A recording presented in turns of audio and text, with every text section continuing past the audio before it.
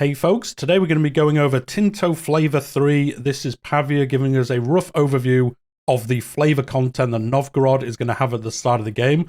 Very similar to last week with Florence. This isn't everything that's coming. This is just a brief overview across the different systems that are coming in EU5 and the kind of content we should expect for Novgorod. At the beginning here, just telling us, this is the cold north. This is a sovereign Lord Republic of Novgorod, which lies behind a pretty famous lake. So originally founded by the Slav and Norse people, the new city of Novgorod became the main political and economic center in the north of the lands inhabited by the Russian people. This is like the little intro that you'll get when you select a country at the start of the game. Next, the same as last week, this is the other thing you will see at that selection screen. You'll get a rough overview of the country. You'll see the ruler, the flag, on the top right-hand corner, what kind of country it is, what tier it is, and then obviously the ruler there as well, and how good he is. So you can factor that into your decision if you do want to play as Novgorod. And again, Pavia pointing out here, this is all work in progress. Don't worry about the numbers, the art, how it looks, the UI. This is all going to have passes before this comes out. The next screenshot we're going to see is actually the lands of Novgorod at the start of the game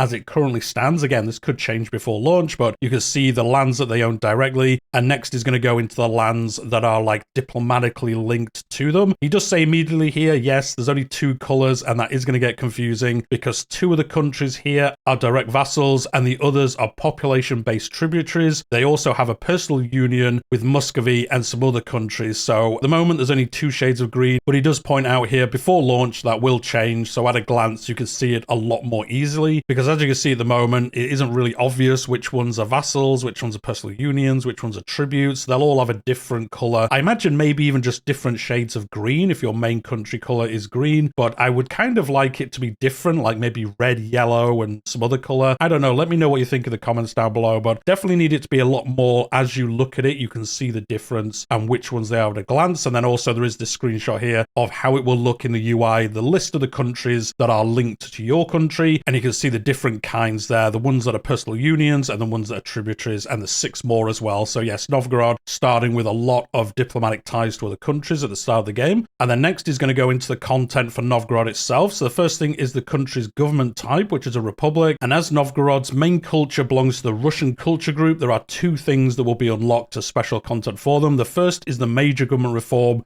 the Vetch Republic. I think that's how you pronounce it. Do let me know if I'm wrong. And you can see here on the screen a lot of different modifiers for this special kind of republic, which is going to be pretty cool to play out in this area of the map. The second is an Age of Traditions Advance, and that is the Vetch. It's kind of, linked to the one above, but this one unlocks a succession law that is based on this. So this is a popular assembly with its origins in the ancient tribal meetings long before the time of the Rus. It is the highest judicial and legislative authority of the state, so that is some pretty cool flavor there as well. And as we've just seen, this will unlock a special succession law, and that's what's going to be on your screen now. So this is a type of succession law of a republic where the ruler is chosen amongst one or more candidates by a popular assembly or vetch. Eligible rulers allows male. Eligible characters are ranked as per following. A new prince is invited, not pre-selected, has a negative modifier there. So that is going to obviously be different to other elective bodies like this. And then as was covered earlier with like the intro and things like that, Novgorod being a republic, it has some very important estates in it, and it is going to get some flavor content around that as well. There are 3 unique privileges for the nobility. So the first one, I'm not even going to try and pronounce it. I'm not going to embarrass myself, but this gives monthly progression towards centralization 0.10 and maximum tax of the noble estate -5%. So, you got to decide if you want this in place or not, or if you want to remove it if it starts with it. And then the next one is the Ryad, I believe, and this is efficiency of your cabinet +5%. And then also the other modifiers that you get as well. And then the last one, again, I'm not going to try pronounce it, but this gives monthly army tradition 0.10. So that is going to slowly improve your army, which is pretty cool. So you can see the different ones there giving different bonuses depending on what you're trying to do. And then there's also one for the burghers as well, and that is Ivan's 100. This gives crown power -10%, trade maintenance -25%. That is pretty decent, to be honest. And then monthly republican tradition 0.2. So really pushing you towards that kind of trade republic kind of gameplay, really, even more so than it starts with. And that is the heads of Ivan's 100, a local merchant guild, are permanent members of the Commerce Court of Novgorod and the ruling council of the Republic. With their presence in the politics and agreements made between them and the nobles, the successful trade in our nation is ensured to last. So really pushing it towards that with that flavor content that we've already been shown. Next is going to be some unique policies. The first one is a legal code law, and that is Russkaya Pravda, I believe, and that is monthly progress towards serfdom, 0.10, estate satisfaction, 2.5%, noble estate satisfaction, plus 10% equilibrium. So the equilibrium, if you've not played Europa Universalis 4, it might have been in the earlier ones, I'm not too sure, that is where the satisfaction will like default to. So if it's say 50%, it will always try get back to 50%. If you have something like this that is plus 10%, and that is where the new equilibrium would be, and that is where it will try get back to if you have no other modifiers affecting it. So that is how that works. I'm sure they'll talk more about it in future normal dev diaries, and I'm sure if you've played EU4, you probably know how this works. But I wanted to call that out because I know there's some people who watch these videos who haven't played EU4 and are looking to jump into the series now. So that is what that should mean. This is a policy of the legal code law. It takes a long time to implement, but it does look pretty good. Keep those nobles happy in general. The second is an admin system law, and this gives you monthly prosperity 0.5%, monthly development 0.0010. Doesn't really seem worth it, but again, this will probably change, or that might actually be a decent amount once we get into the game. And this is the policy, the admin system law as well. So that is a pretty cool modifier. Next is going to show us some works of arts. This is the House of the Holy Wisdom.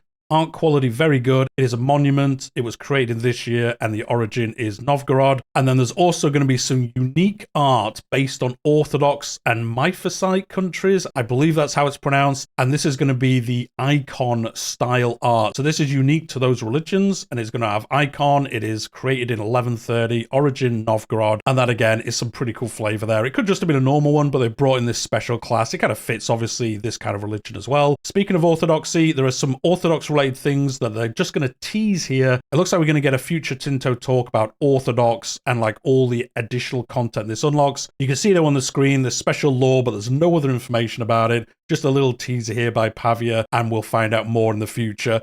This is a concept that you will either love or hate as an Orthodox country, so we'll see once those dev diaries are released. Next is going to be some unique advances that are available to Novgorod. The first one is the Birch Bark Manuscript. This is available in the Age of Traditions, max literacy 2.5% better, which is pretty good. Next one is Novgorod First Chronicle. This is available also in the Age of Traditions, and that is Cultural Tradition 0.10. So another small modifier there. And then the last one is funding of the, I'm not going to try do it, Age of the Renaissance. This is privateer maintenance minus 10%. Can hire privateers? Yes. Privateer durability plus 25%. So that's actually pretty cool. You can have a pretty good privateer-like force with this. Cheaper maintenance and durability, so they are better. So I guess you send them out into the high seas, get privateering, have all that fun time. The next one is Northern Centers of the Arts. This is also Age of Renaissance, and this is possible number of artists plus 1. Artist salary is cheaper, and then the artist monthly start chance plus 10%. So as it says here, Novgorod was an important cultural center in Europe, and this is playing into that theme as well. The last one here is reforms of the, again, not going to try to do it, and this is Age of Renaissance, and that unlocks a special office here, and that is what's going to be the next screenshot. So this is actually a government reform. It sounds like it's going to be a building, but it isn't. It's a government reform, and that is monthly progress towards decentralization 0.10, set cabinet member cost 25% cheaper, and then replacing a cabinet member is also 25%. So that, again, really leaning into the Novgorod flavor. After all of that, we're next going to be shown some events that we're going to get. Again, very similar to last week's dev diary about Florence. I think all of these flavor dev diaries are going to have the same layout, really. Some information about the country, the lore unlocks, the advances, things like that, and then they're going to end on events and buildings. I quite like this. At least we know every week what we're going to get. So the first one is something that's going to trigger towards Sweden by the looks of it. The Swedish have come with a questionable demand, as always. They want to hold a theological debate between Magnus and one of our theologians, and then as always, you could choose towards doing that or send them to Byzantium by the looks of it. And then another event that will trigger very quickly is 1338, the rebellion here. So that's going to happen, what, 1 year after the game starts? The lands of Karelia became a battlefield between Sweden and Novgorod after the former got a foothold in Viborg. Being able to play this out, if you played EU4, you know how these events kind of play out as you continue through the game. The next event is about expanding the Cathedral of St. Sophia with an option to start constructing a building as well here. So again, you get a little bit of text about what happened. Sometimes this will give you historical reasons why this happens. This is one thing that I have talked about in previous videos. One of the reasons I really like playing Europa Universalis is I know it's a bit of a meme that, you know, Paradox players learn history from the games, but you do actually learn quite a lot of history from playing EU4, and it looks like in EU5 we're still going to get that coming in as well, which is great. I love learning things about places I wouldn't usually play in, or different areas of the world that just naturally day to day I don't find out. Playing the game, playing in different areas, I'm going to find out little bits of history, and then I'll go look and, you know, find some actually books about it, or even read a Wikipedia page or something. That's one of the kind of underrated things about Europa Universalis, I think. But as always, you'll read this, and then there's two options. The event option here is they lose 100 gold, but they start building an upgrade for this, which is pretty cool. Also, estate satisfaction increases as well. Makes sense. The patriarchs here, they're going to be happy you're improving the cathedral. The next is one that you can get in 1400, and that is the Soviet Gospod.